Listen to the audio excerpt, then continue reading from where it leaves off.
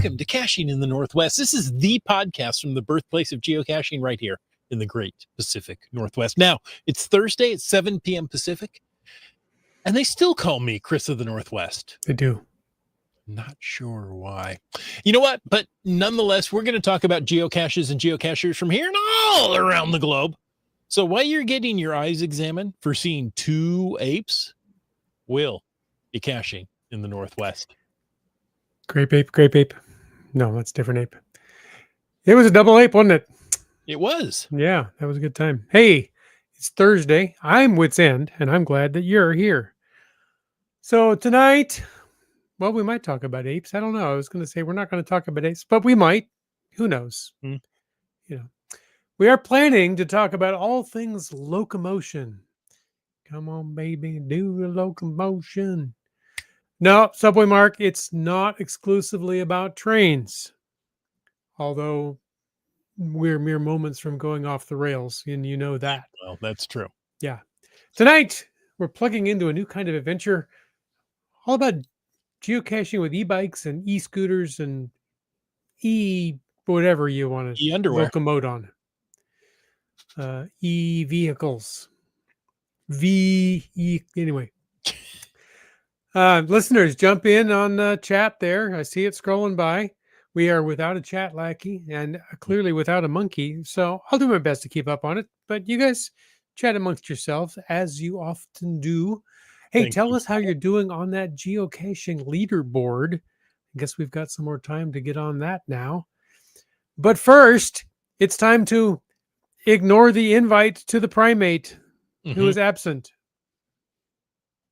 Okay, that's done. Okay. That didn't take long. Well. But whether the monkey's here or not, we want to take a moment and thank our patrons because we really appreciate the support of our patrons. You know, they help keep this podcast coming each and every week. We're going to start with Land Sharks. They're one of our corporate Denali level sponsors. Whether you need new containers, caching gear, trackables, anything geocaching related, if there's something you want to get your geocaching game up, ordered online today at landsharks with a Z.ca. After that, head over to cachely.com and grab Cachely. It's the premier geocaching app for iOS. Version 8.1 with Cachely Pro features all kinds of nifty features like offline maps, so you can navigate offline. You can get counties and delormes and all that kind of stuff. Get those grids finished. You know, your mom wanted you to finish all the grids because there's children starving in some third world country that don't have grids. In North Korea. Yeah, yes. Yes, they don't have grids. I'm sure they don't. If anybody wants to go there and find out, I recommend not to. CarPlay support is coming one of these days. It really is to Cachely. It's awesome. You can find it, as I mentioned, at cachely.com or head to the iOS App Store. Finally, we'd like to thank Veil Mount. Every season there offers its own unique adventure, and Marcy's involved in all of them. Nestled in the mountains, our village is surrounded by towering peaks, it says, lush forests and pristine rivers. It provides endless opportunities for year-round exploration. And hey, Veil Fest is coming. That's Ale Fest. Big on the ale because it's microbrews, beers, and all kind of stuff there. You can get hyped there. It's the ultimate mountain mashup of bold flavors, craft beer, lively music, and good vibes. It's featuring live music from 5 Alarm Funk, don't you know, this year. So go get funky at Veil Mount. You get local eats, BC brews, and hey, bonus, it's Bike Fest weekend too. So thanks to all of our patrons. And if any of you want to know more about supporting the show, click the Patreon link on the cachingandw.com website. Don't you know? Yeah. Well, thank you so much for that. Absolutely. Did you like the funk? It was alarm funk. It was well, I don't know if it was 5 alarm. It's kind of 3.5 to 4 alarm. Okay. but you're getting there. It was pretty I'll good. get there one day. I'll Yeah. get the full 5-alarm funk, and then I don't know what to do. Hey, what I do know to do is go to our glows. Yes, it's A time for the glow. glows. And some may ask, what is a glow? Okay, what's a glow? Thank you so much. Or should I say, what is a glow? That's true. Is Could that be better? more of a glow. Okay. The glow is the geocaching log of the week. GLOW. Do you see how we did that? Thank you, GSM times 2. Yeah. Can always count on you. He You also asked about the lack of pause in the URL, and well, that's a monkey thing. cachingNW.com. You can send an email to feedback@cashingnw.com. I don't know about the other website I was just about to mention. Or you can send a recording in your very own voice to that same email address. That's feedback@cashingnw.com. Better yet, call into 253-693-TFTC and show us just how you glow. Now, last week, I sent out glows out of the blue to geocachers that, well, we read their glow, right? Mhm. It was submitted by someone else, and I thought, you know what? Let's give it to the log author. Yeah. They And created the glow after all. got to see them on Saturday, and they're like, "What is this you sent me? I don't understand." Well, let me tell you about the glow. And after a quick conversation, they were like, "Oh, I like the glow."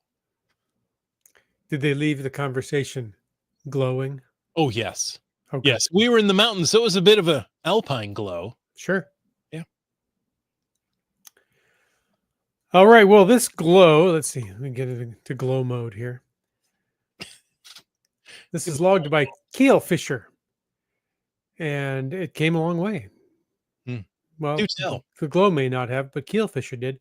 The log reads, after a long journey all the way from Germany, it was time to search and log the ape cache. Yeah, that's something good to do while you're here. He writes, my wife and I are on our honeymoon, and because of my addiction to geocaching, she allowed us to stay a few extra days in Seattle before going on to Hawaii. Yeah. After that, we had to come here, Ape Cache, to log it and eventually fulfill the Jasmer Challenge someday. So thanks for the cache.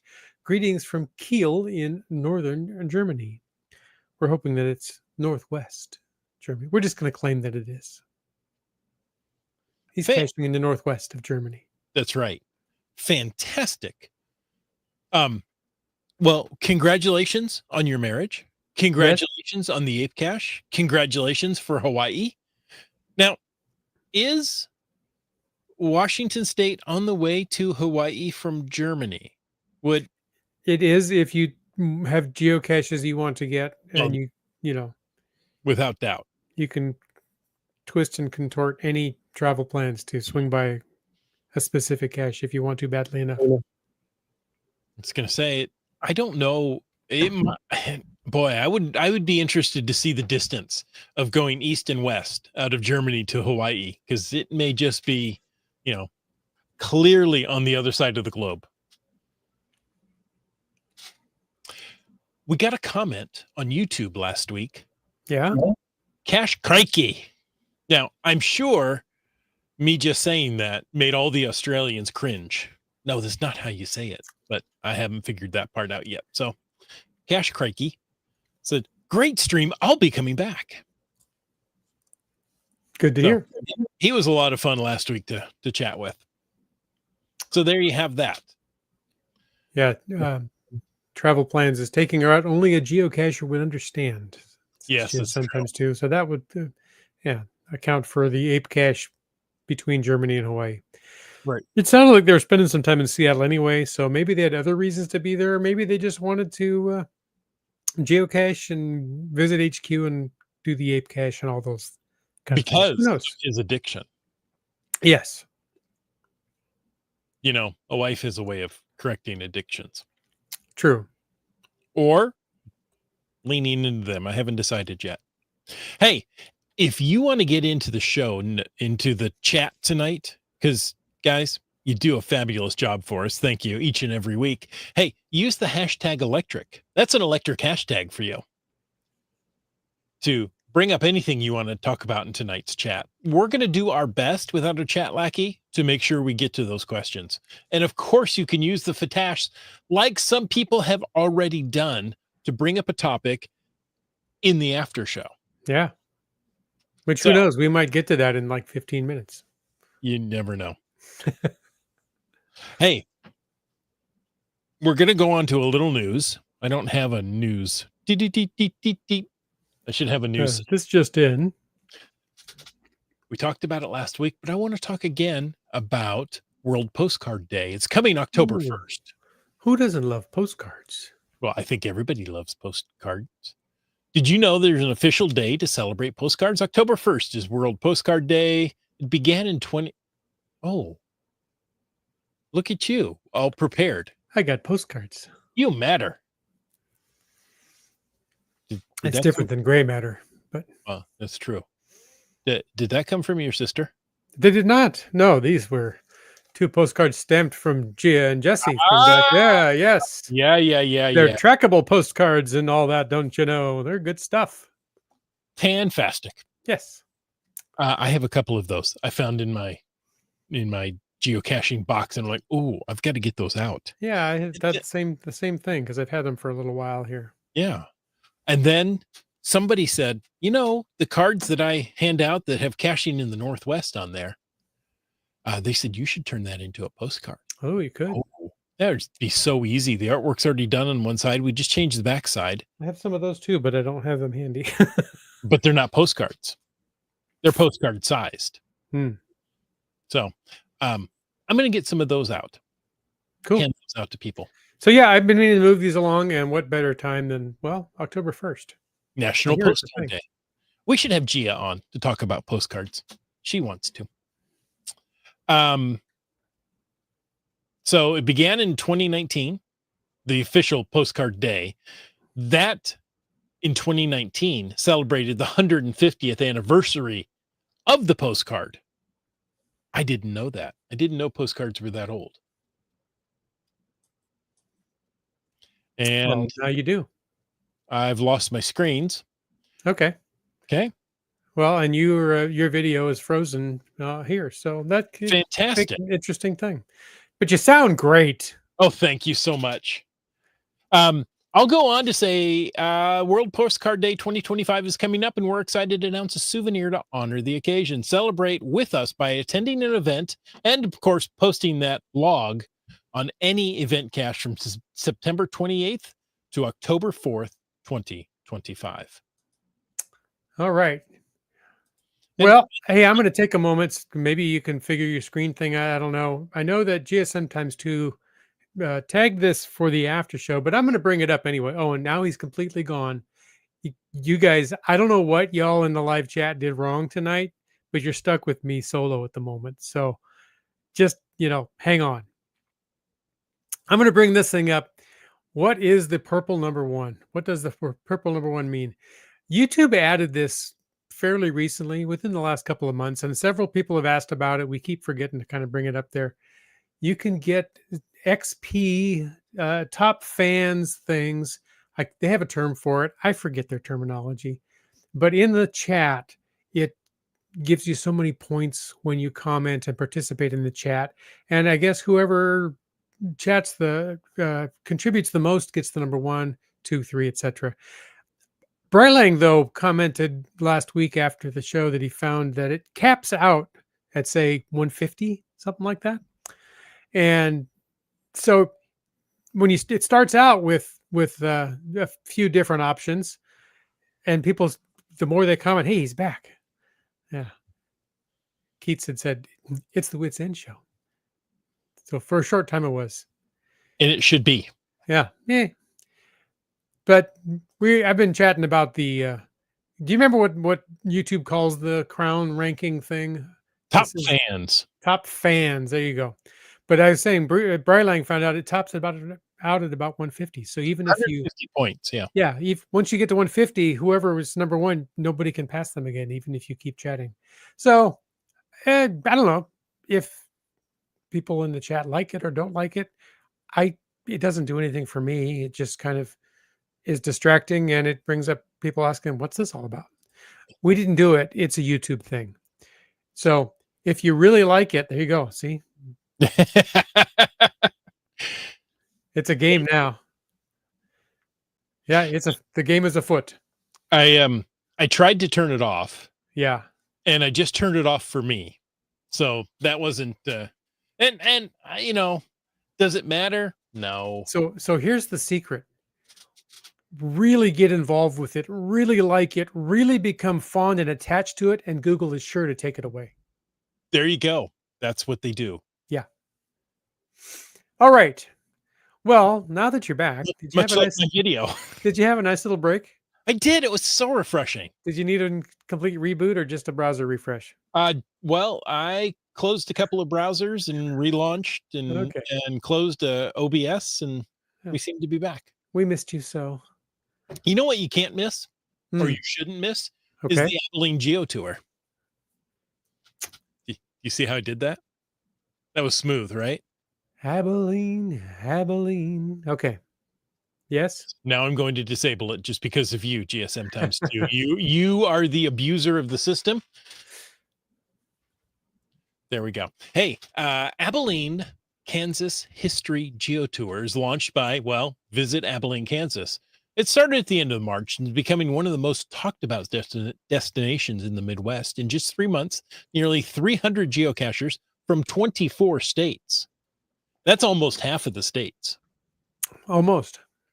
Have Half of the contiguous states anyway. there you go. Yeah, the non-contiguous ones, I'll give you a little leeway on those. Half of those states have completed the Geo Tour, which leads visitors on a GPS guided treasure hunt through Abilene's most iconic historical sites and attractions. Part of the official geocaching.com Geo Tour network, the tour features 12 geocaches placed throughout the community at destinations such as the Eisenhower Presidential Library. Did you know that was in Abilene, Kansas? I do now. And museum. I forgot to mention that one. Wits End, I know this is going to appeal to you. The world's largest belt buckle. Ooh. It must be a rodeo town because rodeo cowboys, they've got some big belt buckles. I mean, they're like shields, right? they're just mounted there. You need the belt to hold up the belt buckle. Yeah. And they're also going to go through local gems like historic cemeteries and the Abilene and Smoky Valley Railroad. Subway Mark already knows about that one. I'm but sure he does. He can fill you in great detail.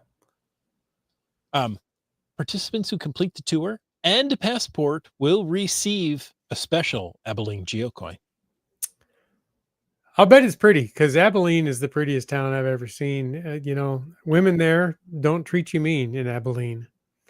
So get on down to Abilene, Kansas. Take care of finishing up that Geo Tour. You'll get a really special Abilene Geocoin. And how pretty is it? So pretty. It would be really cool if it was made out of abalone. Oh, there you go. Because that's just one letter off of Abilene, even though they don't sound anything alike. Mm-hmm. And but anyway, bologna, is that in there too? Because that makes a delicious sandwich. I don't know, but I do really like it. Mm-hmm. Anywho's, hey, you like frogs? I love frog legs. Don't tell Signal that. Okay, sorry. Yeah, Signal is out to help geocachers celebrate International Geocaching Day and geocaching's 25th year with a bonus boost. Because apparently we're behind track, we're behind schedule. So there's a bonus boost during this final week, starting August 12th. That's passed already. So from now on, you can fill pages of Signal's scrapbook based on the difficulty and terrain ratings of every cache you find. So for example, you can find a cache with a difficulty of 1 and a terrain of 1. It'll give a cacher 1 page for the found it, and 2 pages for the D1, and 2 pages for the T1. That's 5 pages total. It's not padding numbers. It's a bonus boost. You know, okay. Huh.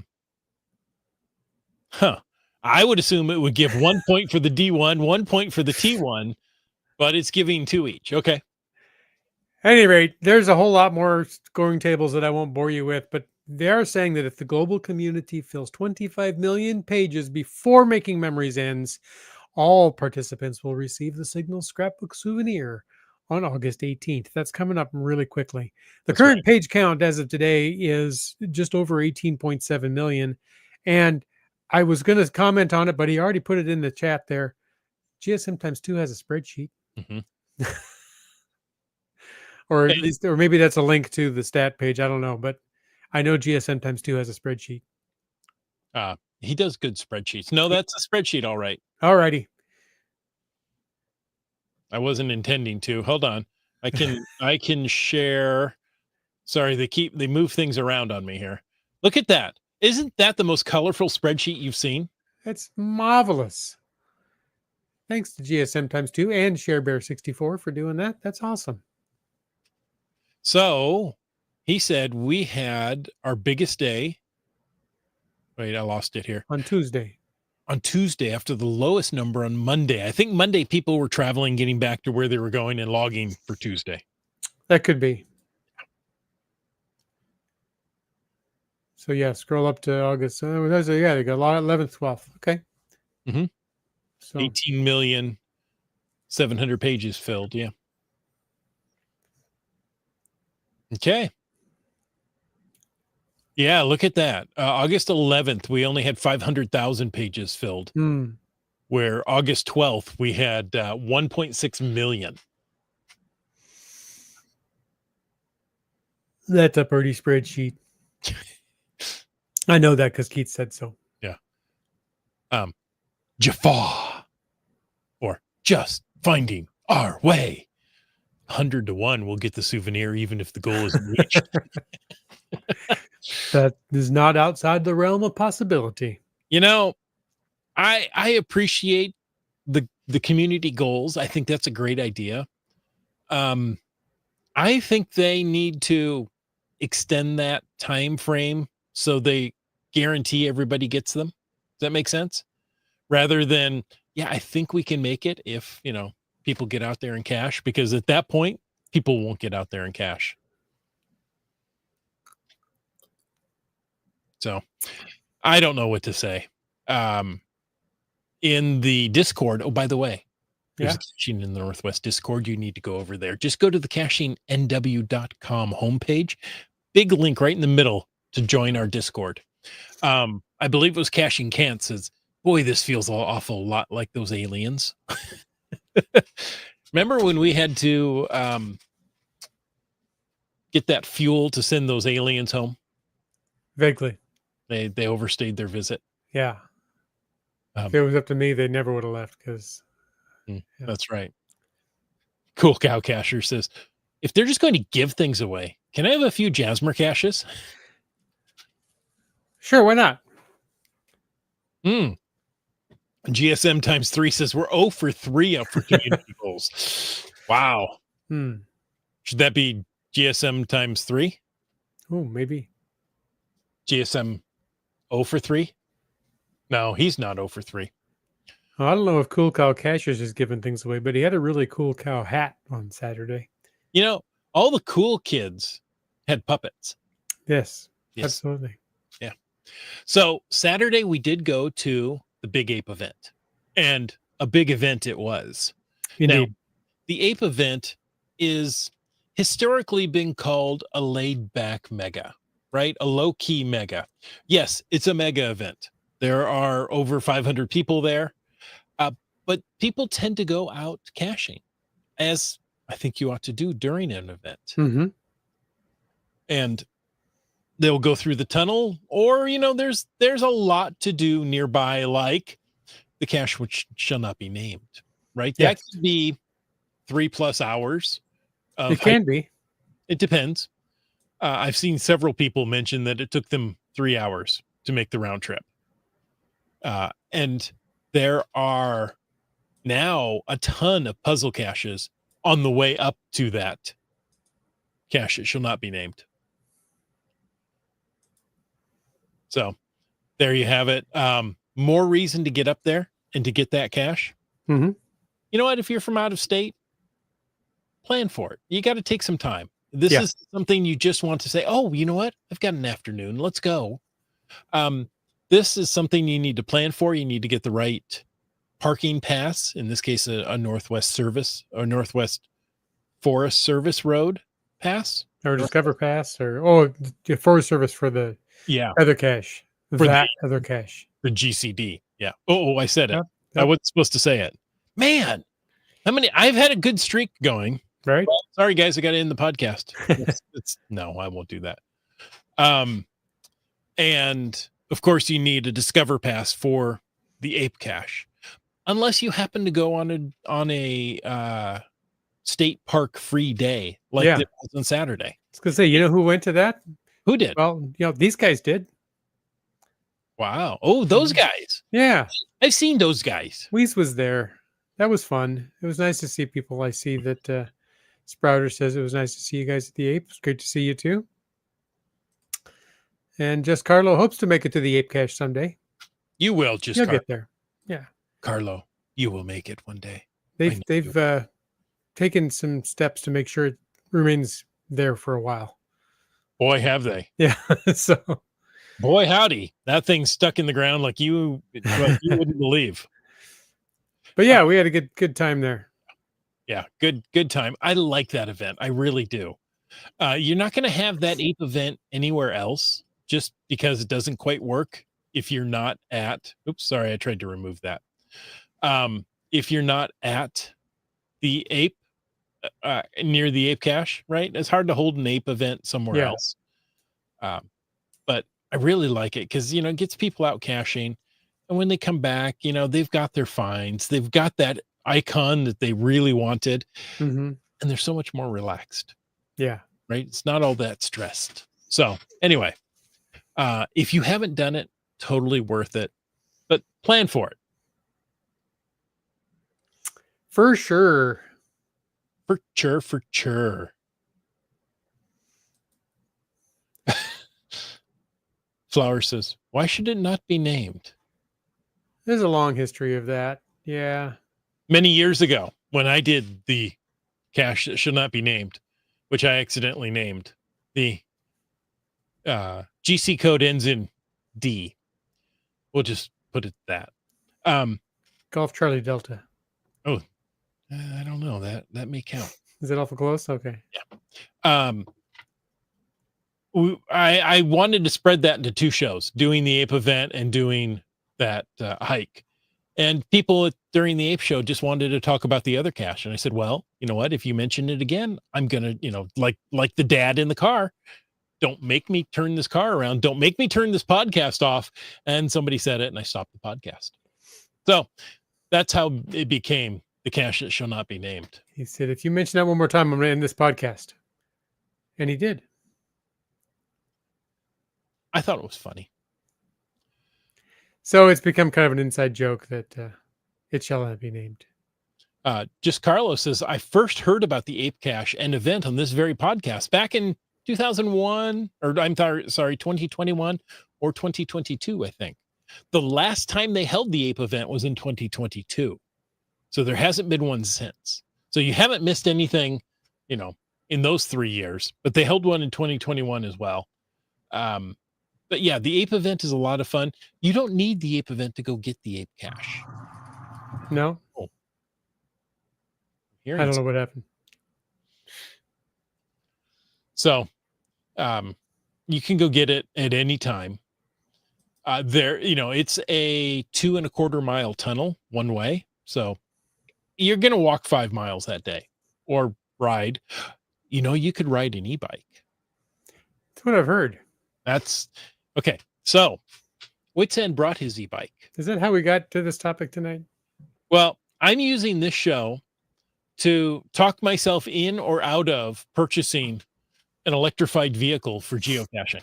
Just get one. Just go get one. Get two. Then you could take a friend wherever you want to go. Ooh, that's a thing because Quads in the Mud, I think, had 3 e-scooters. Something like that.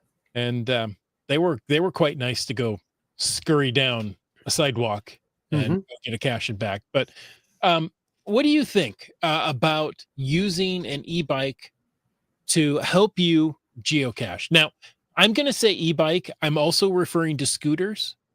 Um, we're going to get into some more detail about what these vehicles could be.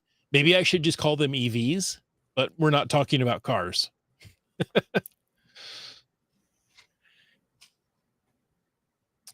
So, they can really help people who have mobility challenges, right? Yeah. So, if you've got somebody with bad knees, walking that 5-mile tunnel could be really difficult. Yeah. But, you get on an e-bike and you just turn that throttle, zoom, zoom, zoom, and off you go. You don't necessarily have to pedal. So, even if you're pedaling slowly, that's still better than walking that entire distance. Yeah. Yeah, the Canadian contingent of our podcast crew brought down some bicycles and The old pedal bikes. plans to ride through the Mhm. tunnel on Saturday. I thought I'm going to throw my bike in the car too and bring it along. So, and 3 years ago, when I moved away from the hustle and bustle of Seattle freeway commuting, sitting and pushing the clutch in and out all the way home, I got an e-bike because my commute over here is just a few miles away. And well, there's a little bit what it looks like. This is now my commute to work versus the Seattle freeways. I prefer this.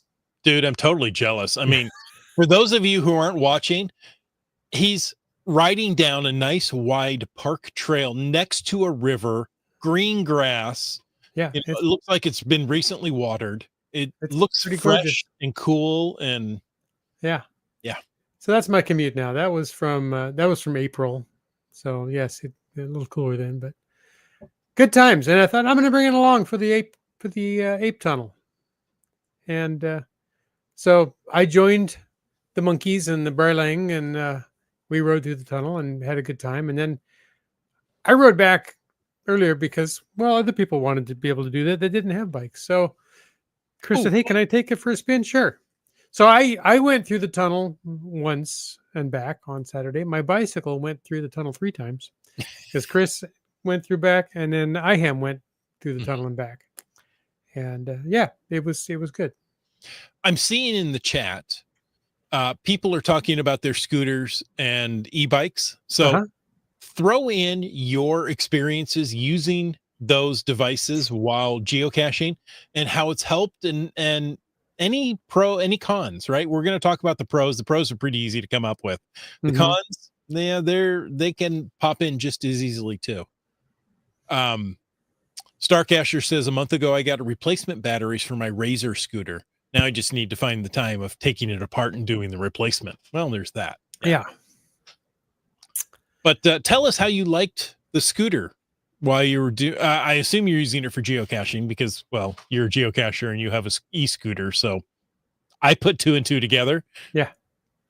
Just Carlos says, I used a Lime scooter last year on a visit to Kelowna. That Mhm. was such a fun caching day. Yeah, I have used Lime scooters. I don't know if they were Lime, but the same idea in downtown Seattle when I was commuting to work before I owned a vehicle that way. But they are handy. I found it a little bit pricey, but from what I understand, if you get like a day pass or period of time pass versus pay by the mile, that makes them more affordable. And I've talked to people that have been in big cities like that with a group, and there's always some difference in abilities when you get a group of people, but Mhm. everybody gets on a scooter and it's easier for people to keep up and stay together. So that helps too for people that might have trouble walking as fast as others. Exactly. So like we said, mobility challenges of any kind, right? If it's just speed. Also, if you have limited time, right? It gets you there and back faster, Mm, which can allow you to get that geocache in that maybe you were going to have to say no to later. Um, okay. GSM times two adds a detail. He says, if it has a throttle, it's electric. It's an electric motorcycle, not an e-bike. Pedal assist is a bike. So if you use pedal assist and don't touch the throttle, does it qualifies an e-bike for that period of time if you're not using the Because the bike you have has pedal assist and a throttle. yes. And you can set it in the menu to classify as a class 1, 2, or 3 e-bike. We don't Oh, need to get too deep into the woods in that, but if I recall, class 1, there's no throttle, it's only pedal assist. Class 2 is you can pedal assist or throttle up to 20 miles an hour. And class 3, the throttle still caps out at 20 miles an hour, but you can use pedal assist to get up to 28 miles an hour. wow. So, uh, just going on sometimes 2 definition, I could put it in pedal assist mode and go faster than somebody that only has a throttle on their bicycle. And, you know, that's a matter of discussion for another podcast. But I can say that I've been on my commute to work and been passed by people on conventional bikes. So it's not all a speed thing. Granted, those are the guys in the skin tight racing suits and helmets all ducked over, and the whole bicycle probably weighed less than my fingernail. But Yes, yeah, yes, they do. Yes, I some of those individuals passed me. And I yeah, thought, oh, you know what? I'll just keep up with them. I yeah, could not. yeah. And I, You can achieve great speeds if you're fit and have a quality bike, or you can be old and out of shape like me and just turn the throttle on the e-bike. And people say I'm cheating. It's like, well, I'm not driving my car to work and burning fuel and creating exhaust. So, okay, I'll keep cheating. I see that BC Rock Crawler has joined. He says he's late watching from Olds, Alberta with 5 other caches who have never seen the show. So welcome, Cacher 1, 2, hello. 3, 4, and 5. We're You glad got you're here. Yeah. And he said a cacher here used an e-bike today. Oh, nice. So Nice. very timely topic there, There you go. Mr. of the Northwest. That's the only reason I did it right there. Oh, So we talked about you've got more speed to cover ground, right? yep. For power trails, urban caching. I think for power trails, it might be fantastic. It could be really good for that. Yeah. You brought up environmental impact, very low because there's no emissions. Mm-hmm. Now, where you get the electricity to charge your e-bike, that's a whole nother discussion. Yeah. But inside a 2-mile closed tunnel, it's nice to not have a whole ton of exhaust. Yes, it is. It is. I did have the side-by-side pass me. Yeah. The gas guzzling side-by-side. Okay, well, an ice engine. And yeah, there was exhaust that you had to deal with. So yeah. And I'm glad that side-by-side was available because I know people that were not up to the hike. exactly. That's the only way they could get down to the Ape Cache. So that's cool. Mm-hmm. But it's not for everybody. Stu, I see your comment. I'm going to bring it up here in a little bit because it fits in with something that we'll talk about later. Now, when we're talking about e-bikes and scooters, there are different formats of these bikes, right? You can get some very small folding e-bikes, Mm-hmm. which will be very convenient to stick in your car, right? They're not the best off-road vehicles. Right. You can get a mountain or a commuter e-bike, right? Mm-hmm. That's going to be a little better for, going on smooth trails. So now the e-scooters are lightweight. This e-scooters are really what I'm thinking of, right? Because they fold flat. They're easy to put into a trunk, easy to get out, lightweight, portable, but they're not going to work really well on rough terrain because they've got those little tires. Well, and the e-scooter is what I was considering buying when I was commuting in Seattle because I could fold it up and carry it on the bus or the train with me easily. Exactly. And there sometimes we're still a mile or two to the station where I worked from the bus or train depot. Right. That way you didn't have to rent that Lime scooter. Right. You had your own. Yeah. Mm-hmm. Now, when you're looking at if you're going to replace a commute or you're going to use it for all day geocaching, plan your route and watch your battery life, right? Because Terrible Tease was using his scooter and it worked going out and died coming back. Yeah. So that's a real bummer. But what kind of gear do you have for your e-bike, Wits End? just pretty standard bicycle gear. I have a helmet because I'm a responsible rider and like to keep the brains inside my head. I did spend a little more because I commute with it every day. The helmet I have has Bluetooth in it, so I can listen to my podcasts and carry on phone calls. Although the wind noise sometimes doesn't Mm-hmm. contribute to nice, quiet phone calls, and it has a red light on the back, so that's kind of nice. I know I grew up riding bicycles all over creation without a helmet or anything, but nowadays I put a helmet on when I ride the bike to work. Mm-hmm. It's totally worth it. Yeah. I put on a little bell because I do those bike paths that I showed you there.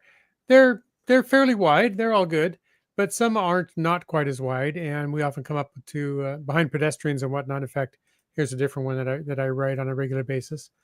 That's That much narrower. it's much narrower, and I try to be polite when I come up behind pedestrians, Mhm. ring the bell or say something to alert them of my presence, and slow down. The bell is adorable. Isn't it though? Ding ding. Yes. And I also recently added a cell phone cradle because, well, it makes geocaching easier to have your Mhm. Cachely app up on your iPhone there as you're pedaling down the trail. Exactly.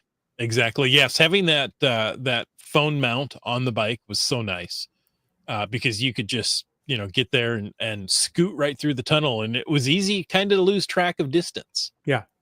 So, now we've got some questions here in the chat, and I'm sorry, GSM times 2 made me laugh. Did you put a playing card in the spokes to make it sound cool like I did as a kid? When I was a kid, yes. Yeah. My e-bike now, no. Well, why not? Yeah, it makes enough noise with the screechy brakes from time to time and things, but GSM times 2 says, I have friends who e-bike frequently. If they had a conventional bicycle, they would not cycle at all. yeah, like I said, I got this e-bike personally, primarily to commute to work on. Mhm. And it's between 6 and 7 miles, depending on the route I take to work. For me, that's a little far for a conventional bike. For somebody else, it's not. For somebody that's really fit, but I'm old, and I don't want to ride that far on a conventional bicycle. At least not to work every day. And work coming home, especially the last mile or so, is uphill. So I don't want to work all day, ride home, and then have to fight my way up the hill to get home. Mhm. And I don't want to show up to work all sweaty and pitted out. So the e-bike gives me the ability to ride. I can move my feet at least and ghost pedal a bit just to keep the blood flowing. But most days I pedal some, I throttle some, and show up to work. I enjoy the outside and save some gas. The last couple summers, I look at my gas logs and think I didn't put gas in my car for 2 months. Wow. Now, I where couldn't go a full week in Seattle without filling my car twice. So, exactly where you are, you can use your e-bike about 9 months out of the year, right? right. Yeah, it's a little, there are people, I see them when I'm driving to work in January that are all bundled up and riding their bikes. And I think, I don't want to. Maybe like a fat tire or all-terrain e-bike Yeah. that would Yeah. handle, because you get snow there. You get a little snow to A little snow, a little ice. Yeah. But um interesting. Yeah. Um my biggest thing with the cold is my fingers. If yeah. you're out walking, you can put your hands in your pockets, whatever. But I've found that even wearing gloves, your hands are out there and the handlebars exposed to the wind chill, and it seeps through the gloves even.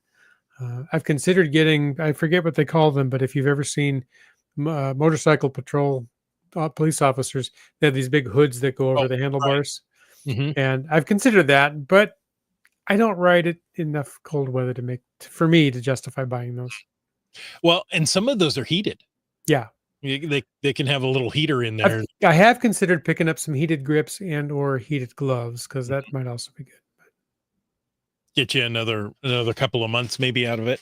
Yeah. Well, maybe a couple of weeks, I should say. The last few, I've done it for about 3 years now. I typically start riding in late February, early March. Still a little chilly in the morning in those times. I do bundle up pretty heavy and heavy gloves and jacket and all. And I have the last at least 2 summers have ridden all the way through the daylight saving change in early November. So Okay. after that, I'm leaving work in the dark and the whole commute is in the dark. And I just don't like riding with cars around. Most of my commute is on bike paths, but Not you all of know, it. not all of it. And yeah, I want to make sure that I'm visible and come home Mhm, safely. So mhm. at that point, it's time to start commuting by car again. Um, let's see. Okay, so here's one from Starcacher. He used to geocache on several used it to geocache on several paved trails. Unfortunately, it does not have a key and Hmm. cannot be chain locked. So I couldn't leave it alone on the trail to go deep into the woods. Yeah, and that's a limitation. I mean, if it's your own personal, like Hmm. my bike does have a key. I could take the key out so somebody couldn't turn it on, but there's nothing to stop them from Picking sitting one. on it and riding the pedals just like a conventional bike. I do have a lock that I could chain to the frame or the wheel, and yes, that would at least prevent somebody from taking it Slowing them easily. Slow down. them down a bit. A malicious person could still come through and I don't know, steal the seat, slash the tires, whatever kind of thing. There's always those kind of risks. Right. Mhm. Hopefully, you don't have that too much out in the trails, but that's the reason that I've not used the bike much to go, say, grocery shopping, because I'm just not comfortable leaving it sitting outside the grocery store in the bike rack, even if I do lock it. Right. It's pretty safe around here, but still, Exactly. I mean, but still, you yeah. still have those. Um, we Okay, cool. are, I'm surprised we're catching up on time. So Yeah, there are places that you have to look because not everywhere is going to let you ride an e-bike or it's a true. motorized vehicle, right? This is a motorized vehicle um, down the trails. So Stu Scruffster said earlier, and this is what I was referring to. I use a mobility scooter on the local trails, but be careful. Mobility scooters of the 3 and 4 wheel variety are allowed in places like Golden Ears Park, but the 2 wheeled are not. Hmm, Right. okay. So um, there you go. There are places you cannot ride the e-bikes or e-scooters. So if you're gonna go and do that and do an all day geocaching, like do a little research, Yeah. right? We talked about the different types of bikes, but they do have fat tire e-bikes, Hmm. the wide tires, which are going to be better for off-road. They can handle gravel and some light off-roading. Okay, Yeah. so My bike has the fatter tires on it yeah, instead of the narrow street we're not tires. we're not like talking about climbing up to the cache that should not be named No. with the narrow path and the steep switchbacks and climbing rocks. But if you're looking to hop between light post caches and nano hides and Hmm. guardrails, yeah, Sure. it's going to be perfect. Um, multi caches, adventure labs, if Hmm. they're long distance between those stops, this Yeah. is perfect for doing it, right? Um, so how wits end? I'm putting you on the spot. How far can you travel on that e-bike before you have to charge it up? Well, the answer to that is always it depends. Okay. How much are you using just the throttle? How hilly is the terrain? How hard are you pedaling to assist? Those kind of things. Like I said, my commute to work 6, 7 miles, so call it 15-mile round trip. Mhm. I could I can do that easily on my bike, even if I never put my feet on the pedals and just throttle all the way here. I think they say that it's got a range of 20 miles or so Okay. for throttle only, but that range can jump up to 60 or 70 miles if you leave it at, say, pedal assist one. There's 5 levels on the bike, on this bike. Okay. Um, and put a fair amount of your own horsepower, leg power into there. So I'm looking up the website to see what their official rating is. But yeah, it depends. Uh, So if you're looking to do a long distance bike caching run, you might want to, I don't know if a backup battery is an option in all of these, if they're easily replaceable, or you got to bring your charger with you. Right. The company, the not my bike, but the company I bought it from, they make other bikes that have options with dual batteries. I only have the one. Yes, theoretically you could bring a spare, but it's kind of awkward to change. It's not simple, super simple. Uh, so yeah, like you said, pay attention to how you're caching and where you're going, and make sure you have enough battery Mhm. on the gauge to come back, and take into account hills and different grades and stuff. Because yeah, It's the same if you're hiking, if you're driving a car, you got to pay attention. Are you going to be able to make it all the way to where you want to go? yeah, This is just a different style of travel, and it may not be intuitive to begin with. yeah, Um, Also, pay attention to the weather, right? Wet roads, yeah. electronics don't necessarily mix well. Some e-bikes aren't designed to be ridden in heavy rain. Yeah, that's the other reason that I ride it here more than I would have in Seattle, Mhm. because we have fairly dry weather here year round. Yeah, I've had it in light rain, but I try not to ride it in anything super heavy. Yeah. So what do you do if you've ridden to work and then there's a sudden downpour just when you're ready to leave? Well, I have had that happen, and I either wait it out, or I'm pretty blessed at work. I could take a company car home for the night. I've done that, or I've had my wife come pick me up. Mhm. It's, hey, in fact, there have been days that she has messaged me and said, "I don't like the way this weather looks out here. It's really windy and rainy here. I'm coming to get you." Yes, Wow. dear. Yes, dear. Um, the bike I bought is a folding bike, and one of the reasons I bought that model is because it's a folding bike, so she can show up in her hatchback. I can fold the bike up, sit in the back of the car, and then I don't have to worry about having her take me back to work the next day to pick the bike up or anything. Right. Right. And it's convenient that way. And that sounds so reasonable, right? Rather Mhm. than having your expensive, I don't know what these things cost anymore, but I'm going to say, $1,000, $1,500 e-bike That's a good starting range. Yeah. sitting on a bike holder as you're running through the rain to get up to Right. where you want to go. Yeah. Um, I don't know. Maybe that's just me, but okay, folks, has this show convinced you to buy or not to buy an e-bike or an e-scooter to go geocaching? If you do, and you're in BC, you can enroll in the e-bike rebate program. If you own an e-bike in BC, you could be eligible for a rebate. How about that? I heard something about one in Washington State as well too, I think, but that was after I'd bought mine, so I don't know the details on that. So there you go. A very American perspective on e-bikes. And I saw your question there, but is it worth investing just for caching? Your mileage may vary. You Right. know. In the last 3 years, I've used one e-bike and one e-scooter while caching. Were there times I wish I had one? Probably. Yeah. Is it one that wow, I really wish I had this all the time? No, not necessarily. But I'm not into um a huge number of caches in a day, Yeah. right? I'm going to go out and do what I can do. If I have to make it 2 days, I make it 2 days. Um I can tell you, as long as I've owned mine, I have wanted to buy a second one so that when you come to visit, you mhm, say, "Hey, let's go do that." And I have not been able to justify the expense of buying a second one. So right. it's a big, for me at least, it's a big expense, a big investment, but Mhm. I have really enjoyed commuting on it. And I'll throw up my one, I don't know, pet peeve out there. Okay. If you're going to ride it, you're going to eventually wind up around pedestrians.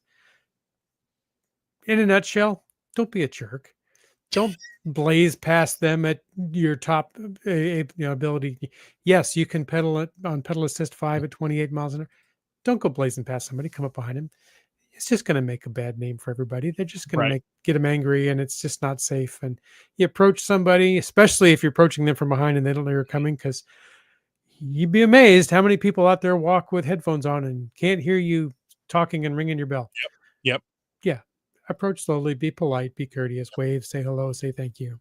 So there you Uh, go. when I was going through the tunnel, going through at about 12, 13, 14, 15 miles an hour, I came up on two hikers with absolutely no lights, Yeah. right? I had no idea they were there. That tunnel is dark. Yeah. And, I don't know. I could see only a few feet ahead with the headlight and with the Yeah. headlight on my head and the headlight on the bike. Um, and hit the brakes, stopped in time, of course, but it was Yeah. like, oh boy, that Yeah. could have That ended badly. that headlight on my bike is not the best, Mhm. but I don't usually ride it, especially don't ride it in pitch black conditions like that tunnel. If I ride it at dusk here coming home, I can still see around there, and I mostly turn it on so that I'm visible. But Okay.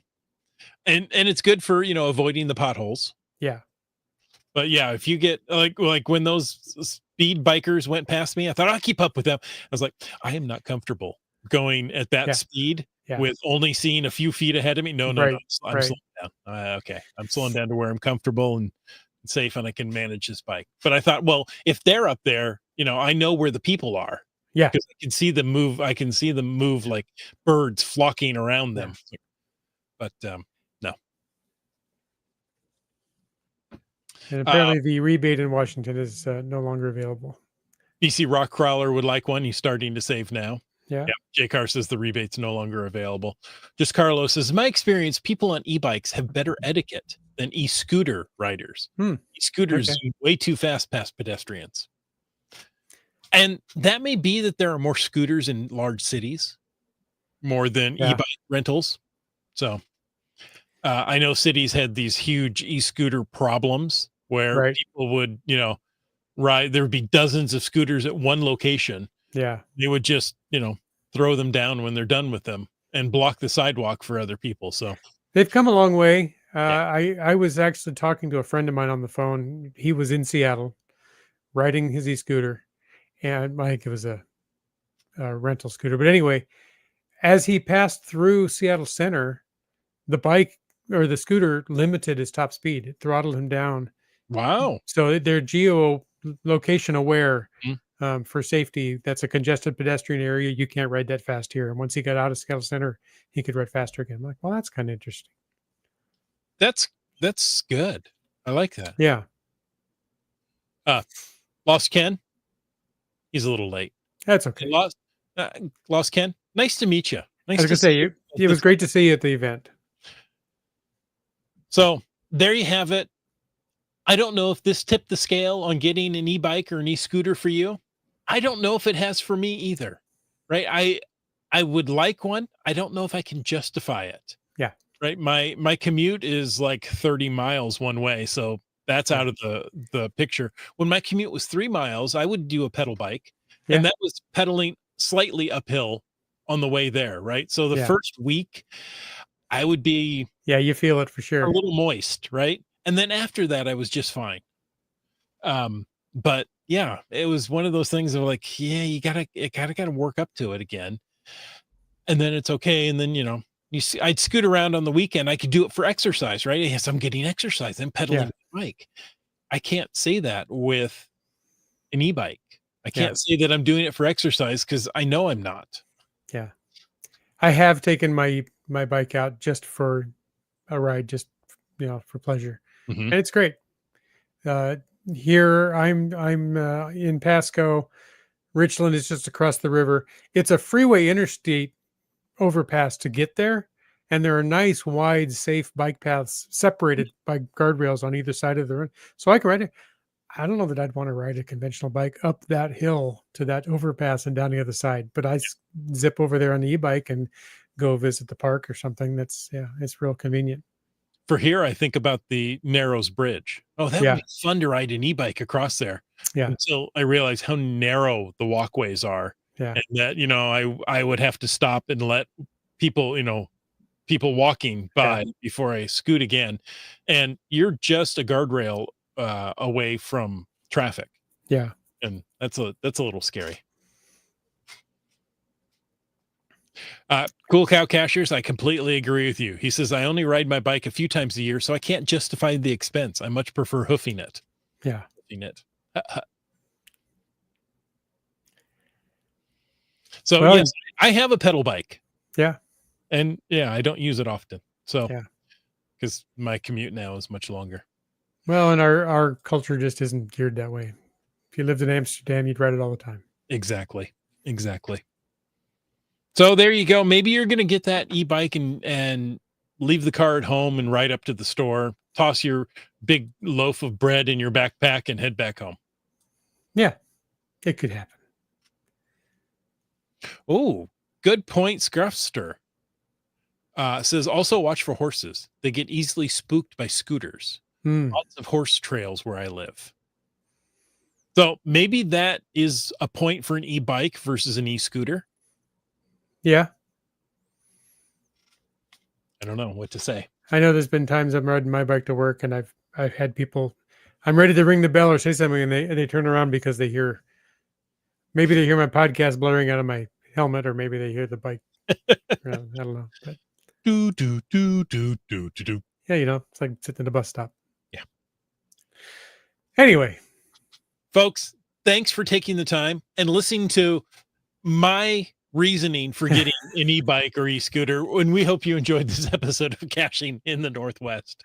it was all his idea, and yet he abandoned me for part of the show and left me all alone. I came back He because did. I got better. Well, thanks for coming back. And thanks to Landsharks, Cashley, and Tourism Valemount. They're our corporate Denali level sponsors. Landsharks.ca is the outdoor and adventure geocaching store. Check them out online, and they ship online orders daily. Cashley, well, it's the geocaching app for iOS. And whether you're seeking outdoor thrills or just a peaceful retreat, Valemount awaits you. We'd like to thank all of our faithful Denali level supporters. That's Landsharks, Cashley, Tourism, Valemount, Cool Cow Cachers, and Hawaiian Mile, who we also saw Saturday. Mm-hmm. If you want to know more about supporting this show, click the Patreon link. It's over on that cachingnw.com website. Or if you prefer, .com, the website. Was that monkey enough I for don't you? know. I held my breath with that.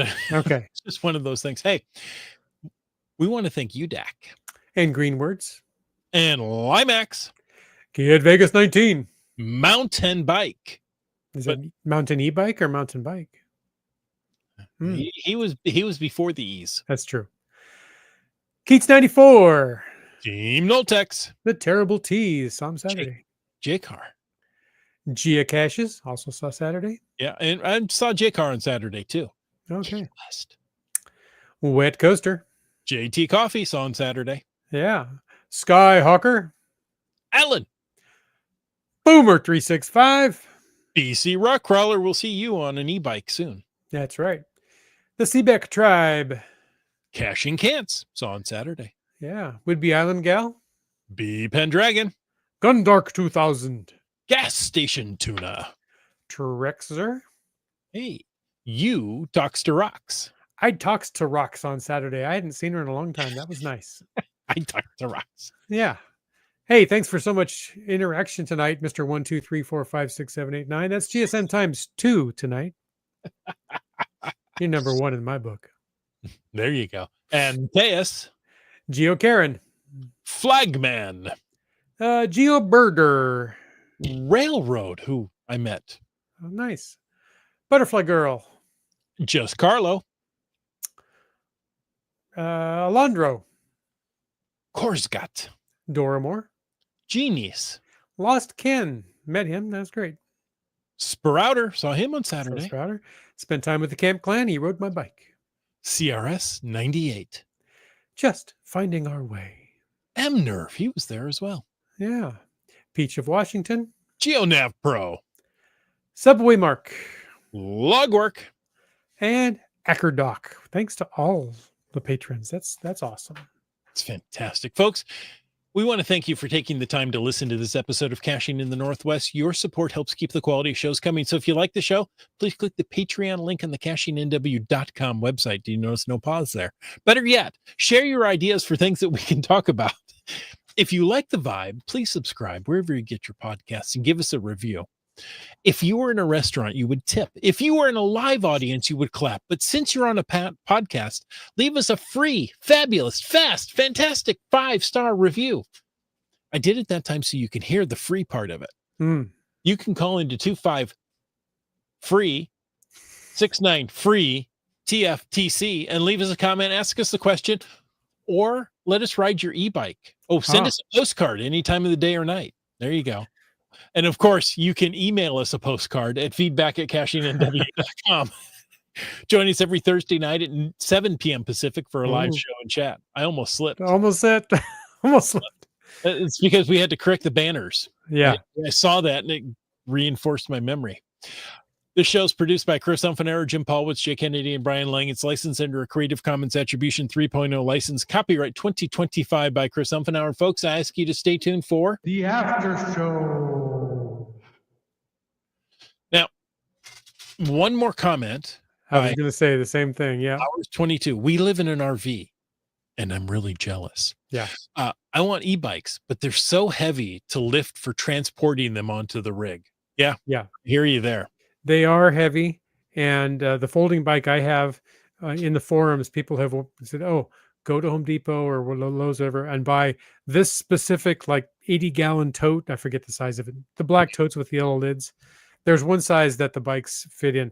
They don't fit inside with the lid on it, but the footprint of the bike fits in there. And that makes it just a little bit easier to tip one edge up and slide it into a van or a RV or something. And I do know that the e-bikes are very popular with RVers because you can get all around the campground and even around a town to go shopping and stuff. Exactly. Once you park your RV. Right. Because once you park that RV and you get it leveled, you don't want to, take it off on Tuesday because, we've got to go to the store. Having an e-bike would be perfect. You could just scoot over there and get it. Having a scooter and a good sized backpack could do the same thing. Yeah. Right. You could still go to the store, pick up your, 8 2-liters of soda and come on back. Okay. You might be leaning back. There you go. Let's see. Team Gas, that's Go For It, Alondro, and Seebeck Tribe are on an epic 20-day road trip. Wow. I'm jealous. That's very cool. On this trip, they have accumulated 546 caches so far with 7 Earth caches in draft mode. Okay. You know what they're doing? They're picking up the slack for everyone else for this making memories. That's true. Now, there's a lot of people going to Olds, Alberta this weekend. Mm-hmm. Maybe you should too. Keith says all packed up and off to Alberta after work tomorrow, flying to Calgary, then waking up bright and early on Saturday to get to Olds. Looking forward to getting out there. So Olds is having a community celebration event. Okay. Block party. I can't remember which one it is. Big event there. I wish I was joining you there. Yeah. Just Carlo says, while on the subject of cycling, Keats94 has some good caching on bikes videos on his channel. There you go. Staying on theme tonight. Love Thanks it. for doing that. And by the way, BC Rockcrawler also reports that the newbies liked the show. Oh. Yeah. And his brother and sister-in-law have e-bikes too. So there's 3 of the 5 have e-bikes. So Yeats, 3 of the 5 have them. Yeah. Sorry, I had to do that. So thanks for watching, you new folk. I must have gotten under Cool Cow Cacher's skin. They're only picking up the slack if I get the caches logged in time, he says. Oh, there's that. The cows had a great event on Sunday in Seattle at the Mountaineers Club, which is in, one of those parks in Seattle, which I only go to when Cool Cow Cachers put on an event there. Fantastic place to go climbing. He reserves the whole space. You can go up and down on the ropes. They have people there to belay you. Belay on. Belay on. There you go. There you go. Olds is a block party. Okay. Magnuson Park. Thank you. So it's also a defunct vehicle manufacturer, but that's different. I've done some work in Magnuson Park, setting up video events in the hangars up there. It's a nice park. Did you look through all the holes in the rocks that are all lined up? No, I guess I didn't. Okay. I think that's Magnuson Park. Anyway. They well, I don't know. They had different Earth cache or adventure labs there. So I went and did some of those. That was fun. Lost Ken says that was a great event. Thank you, Cool Cow Cacher. So thank you so much. Cools. Can I just call you that? Can I just call you Cool? Let's see.